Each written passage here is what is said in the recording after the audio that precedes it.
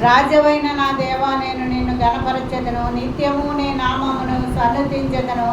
అనుదినము నేను నిన్ను స్తుతించెదను. నిత్యము నీ నామమును స్తుతించెదను.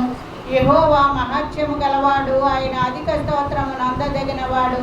ఆయన మహత్యము గ్రహింపశక్యము కానిది. ఒక తరము వారు మరి ఒక తరము వారి ఎదుట నీ క్రియలను కొనియాడుదురు, నీ పరాక్రమ క్రియలను తెలియజేయుదురు. మహోన్నతమైన నీ ప్రభావ మహిమను, నీ ఆశ్చర్య కార్యములను నేను ధ్యానించదను. నీ భీకర కార్యముల విక్రమమును మనుషులు వివరించెదరు. నేను నీ మహత్యమును వర్ణించెదను.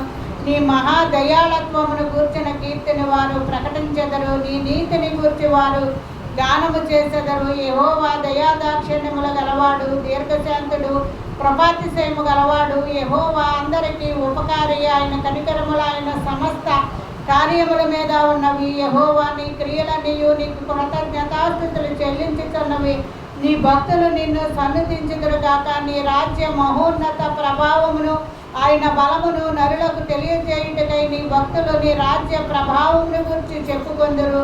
నీ శౌర్యమును గురించి పలుకుదురు. నీ రాజ్యము శాశ్వత రాజ్యము, నీ రాజ్య పరిపాలన తరతరములో నిలుచును. యెహోవా పడిపోవు వారిని అందరినీ ఉద్ధరించువాడు, కృంగిపోయిన వారిని అందరినీ లేవనెత్తువాడు. సర్వజీవుల కన్నులు నీ వైపు చూచుచున్నవి. తగిన కాలమందు నీవు వారికి ఆహారం ఇచ్చెదవు. నీ గుంపుల్ని విప్పి ప్రతి జీవి కోరికను నీవు తృప్తిపరచుచున్నావు. యెహోవా తన మార్గములన్నిటిలో నీతి కలిగిన వాడు, తన క్రియలన్నిటిలో కృపచూపువాడు. తనకు మొరపెట్టు వారికి అందరికీ, తనకు నిజముగా మొరపెట్టు వారికి అందరికీ యెహోవా సమీపముగా ఉన్నాడు. ఆమేన్.